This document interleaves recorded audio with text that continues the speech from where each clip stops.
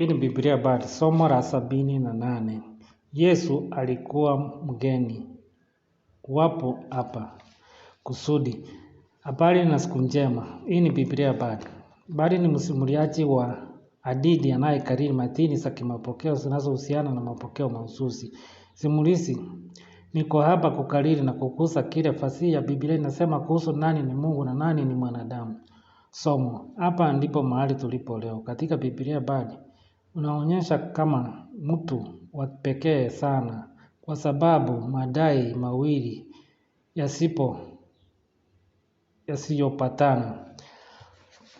Alikuwa mwanadamu kamili na chini na uzoefu kamili na halisi wa binadamu.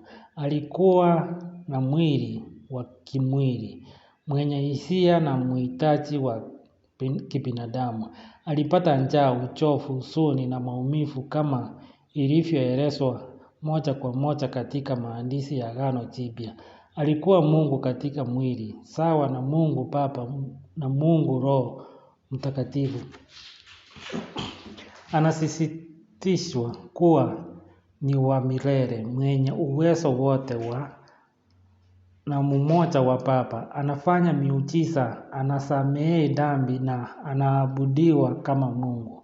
Huu ndio upekee wake. Kulingana na Biblia, alikuwa vitu vyote viwili kwa wakati mmoja. Katika podcast ya leo, tunataka kuangalia Biblia inafundisha nini kuhusu ugeni wa Yesu akiwa katika mwili wa mwanadamu. Yeye si kiumbe katika dunia hii, si raia wa dunia hii. Hii imeelezwa katika kina katika maandishi tofauti. Yesu ni nani katika asili yake? Yohana 8 mstari wa 23, lakini akaendelea, ninyi ni wa dini chini, mimi ni wa juu, ninyi ni wa ulimwengu huu, mimi si wa ulimwengu huu. Maoni. Kauli hii ya Yesu kwa watu wanaomsikiliza inasangaza. Anajitangaza kuwa mgeni, sio bidhaa ya mfumo wa ulimwengu wa dunia ya binadamu. Yohana 8 mstari wa 42. Mimi nimetoka kwa Mungu, sikuja kwa nafsi yangu, Mungu alinituma. Maoni. Yesu anaeleza asili yake kama nje ya ulimwengu huu wa kutumwa hapa na kiumbe mgeni kutoka mahali tofauti kabisa, mwelekeo tofauti na dunia yetu. Yohana 8 mstari wa 54. Baba yangu ambaye ninyi mnadai kuwa ni Mungu wenu ndiye anayenitukuza mimi. Maoni. Sio tu kwamba Mungu alituma dunia, lakini Mungu alikuwa baba yake. Hivyo ingawa alikuwa mwanadamu, mama yake alikuwa mwanadamu. Mungu akiwa baba yake alimfanya kuwa mgeni. Yohana 8 mstari wa 58. Yesu akajibu, amini amini nawaambia, kabla Ibrahimu hajazaliwa mimi niko. Maoni. Yesu anadai kuwa alikuwepo kabla ya kuzaliwa kwa mama wa kibinadamu. Yohana 10 mstari wa 30, mimi ni Baba tu mmoja. Maoni. Sio tu kwamba Yesu amedaiwa kwamba Mungu ni baba yake, lakini anadai kuwa wa asili sawa na Mungu. Ambapo Yesu alipata habari zake. Yohana 8 mstari wa 26, yeye alinituma ni mwaminifu, nami na kuambia ulimwengu wote niliyoyasikia kwenu. Maoni. Yesu alitumwa ulimwenguni na ujumbe na mgeni ambaye ni mwaminifu. Kinyume wageni wasikifie. Mungu ni mwema na anatafuta mema ya binadamu. Yohana 8 mstari wa 38, mimi nawaambia yale niliyoyaona mbele ya Baba. Maoni. Yesu anadai kwamba alikuwa mbele ya Mungu kabla hajazaliwa, na sasa katika maisha yake ya kibinadamu anawaambia wanadamu wengi mambo aliyoyaona alipokuwa katika umbo lake la kabla ya kuzaliwa. Yohana 8:40. Mimi ni mtu ambaye nimewaambia iliyo kweli niliyosikia kwa Mungu. Maoni, si tu kwamba Yesu anatumwa duniani na ujumbe kutoka kwa Mungu, lakini anadai kwamba yeye ni mwanadamu anayesema kweli yake ambayo Mungu alimwambia. Maandiko haya ni magumu, si kwa sababu maneno ni magumu kuelewa, bali kwa sababu yale wanayosema yanastua ama yametungwa kabisa na ni uongo au ni kweli kabisa. Ikiwa sivyo, tunaweza kupuuza ujumbe huu. Ikiwa ni kweli, jibu linalohitajika, kwa sababu ukosefu wa majibu una matokeo. Majadiliano. Biblia bado anapendezwa na yale ambayo Biblia husema, hasa ni yale wachambuzi wanasema katika juhudi za kuthibitisha maandishi kama yale yaliyoorodheshwa hapo juu. Taasisi ya Webster iliunda semina ya Yesu katika miaka ya 1980 ambapo ilivunja mwaka wa 2006.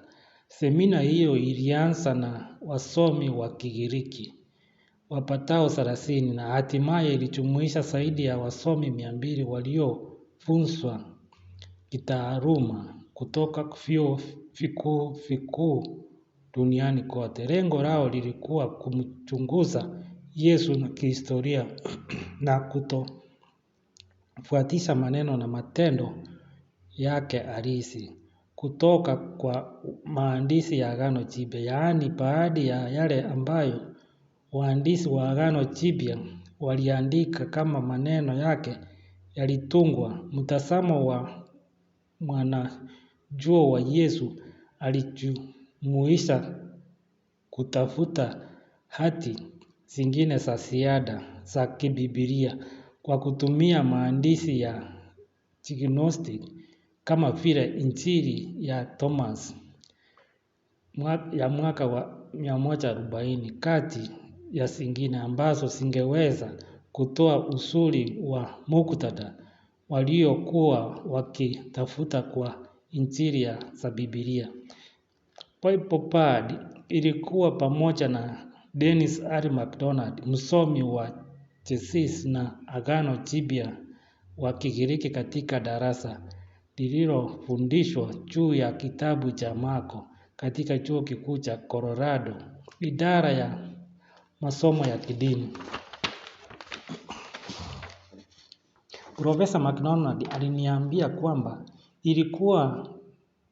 alikuwa mwamini wa imani kali katika Yesu, lakini ilikuwa amebadili imani yake kwa kuwa mpinzani wa kweli wa maandishi ya Biblia ya Yesu Kristo. MacDonald alitumia nadharia ya kitabu chake Recognizing Jesus from Jewish Teachers hadi a Biblical Hero kutoa mawazo ya msingi ya darasa lake kuhusu Injili ya Marko.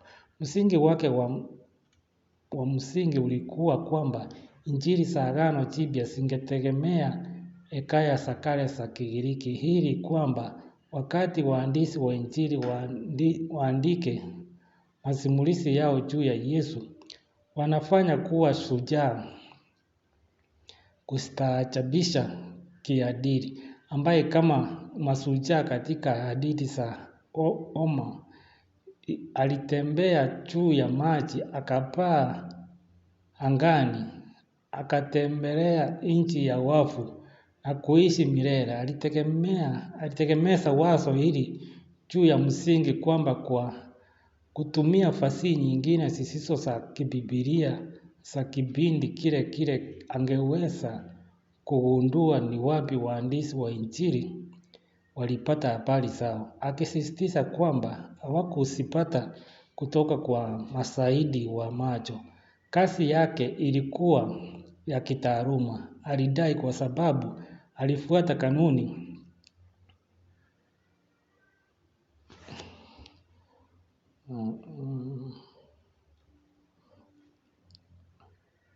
kutoka kwa mashahidi yake ilikuwa ya kitaaluma. Alidai kwa sababu alifuata kanuni kwamba kazi ya fasihi karibu na enzi ya waandishi wa Injili singekuwa kuaminiwa zaidi kutoa uhusiano wa kusafiri kwa Injili. Mwishoni mwa muhula nilimuuliza barua za Mtume Paulo ziliandikwa lini. Alijibu takriban miaka 50 mpaka 64 pekee. Kwa hivyo niliuliza Injili ya Tomaso ilitungwa lini. Alisema mahali fulani kati ya mwaka 90 na 150.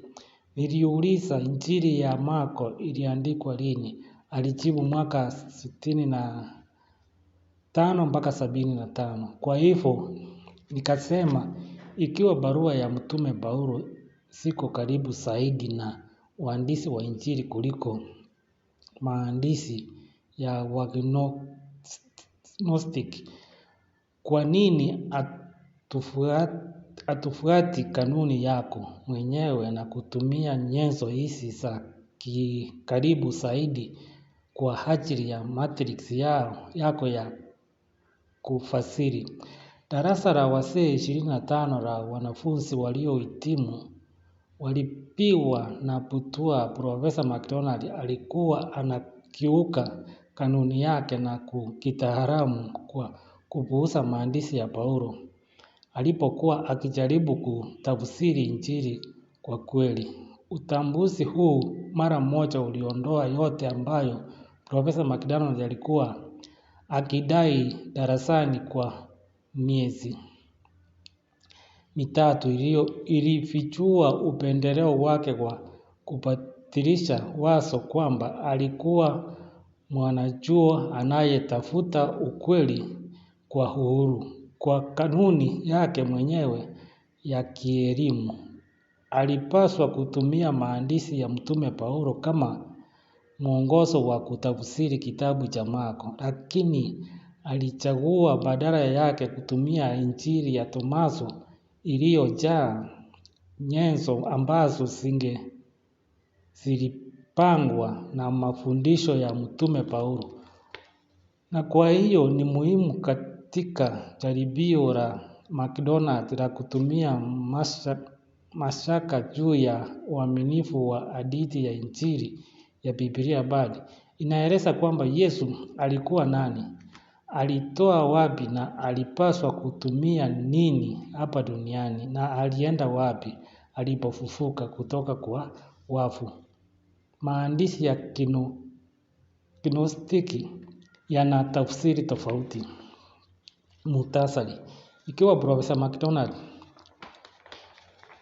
na wasomi wengine wa Yesu wangetumia barua ya Paulo kutumia tafsiri yao ya Injili, mafundisho yote ya Kikristo yangethibitishwa, lakini angeweza kutokea wazo lake kwamba Yesu wa Agano Jipya alikuwa shujaa na wa Kiyunani na sio Masihi wa Kiyahudi wa kinabii.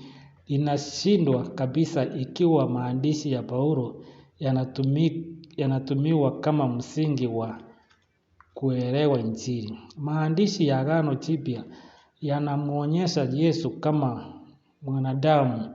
Tazama vipindi vya Biblia Bard kwenye YouTube. Bible Bard 37 inaeleza juu ya familia ya Wakristo na Mungu. Ni Mungu katika Biblia kwenye SoundCloud. Ona Biblia Bard 37, Bible Bard 38, Bible Bard 24. Maandiko haya ya Agano Jipya yanawafunza watu wasiwe na roho, kwa sababu ikiwa Yesu ni vile usemavyo, yeye ni mgeni aliyetumwa hapa na Mungu kuwapa wanadamu ujumbe wa nje wa anga, basi wanadamu wanapaswa kuwa waangalifu kuchunguza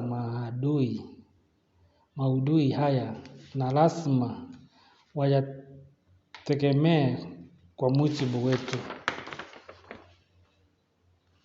Hitimizo.